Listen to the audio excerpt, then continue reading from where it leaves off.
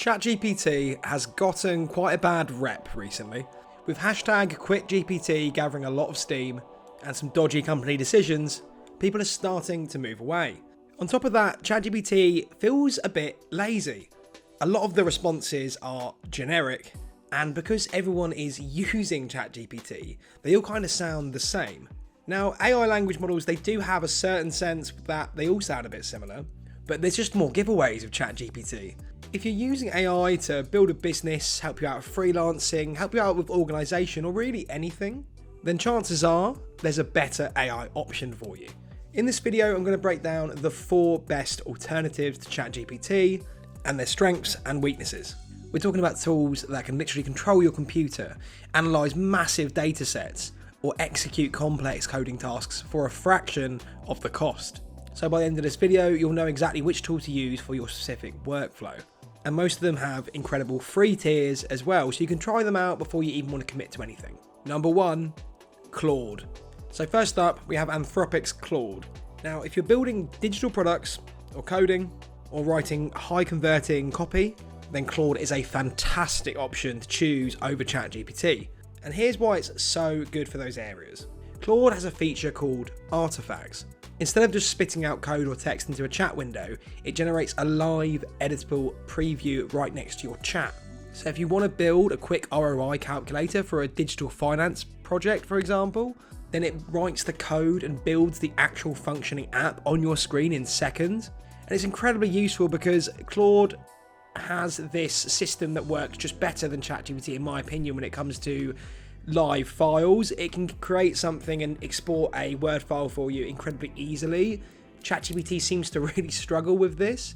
You always have to take the information and then export it into some other document yourself, and there's a few different layers there. Claude, I found, especially recently, has been incredibly easy with this stuff. And on top of that, Claude is currently hitting a massive 64% on agentic coding benchmarks.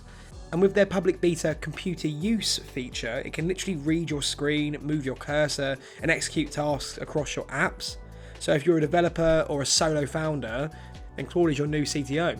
And it only looks like Claude is building and building upon its current versions as well, as it's getting better very quickly. I'm noticing it myself as I use it. ChatGPT and every other AI is improving, but Claude seems to really be speeding up in terms of evolution. Number 2, Deepseek. Now, Deepseek is the underdog that's kind of shaken the entire industry, and OpenAI and ChatGPT, they do not like Deepseek. And if you've seen my previous video of me comparing Deepseek to ChatGPT, you'll see why.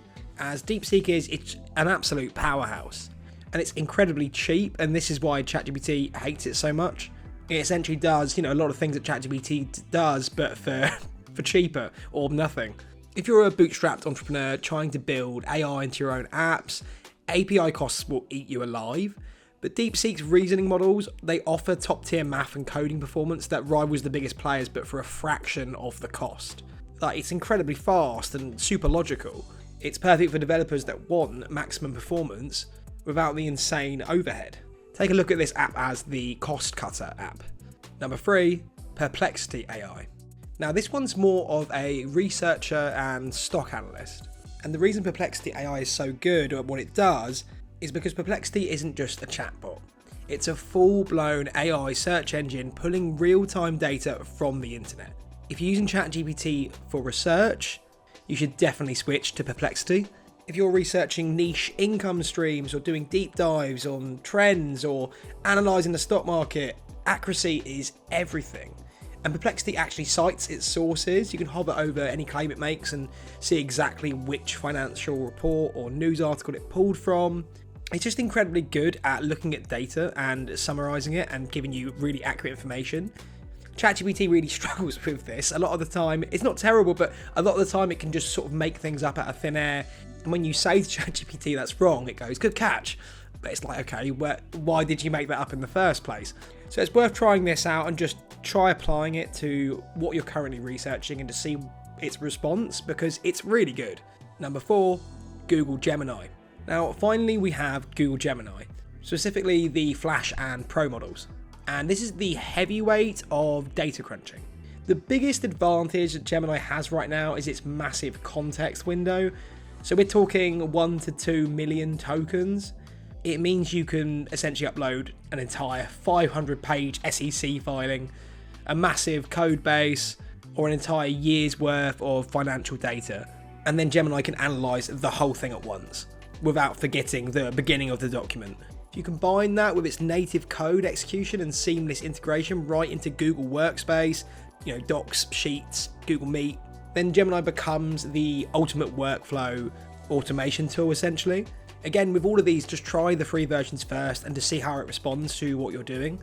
Just test everything yourself, apply it to your own work, and just compare to ChatGPT. If you want to look for an alternative ChatGPT, you don't have to go for something that isn't as good, you just need to find the right one. And there's so many AI models out there that are really effective. And ChatGPT may have kicked off the AI revolution, but tools like Claude, Deepseek, Perplexity and Gemini are the ones that are actually helping a lot of people increase their workflow and making people's working lives a lot easier. But let me know your experience with any of these and post it in the comments below. And as always, if you enjoyed this, hit like, subscribe, and I will see you in the next one.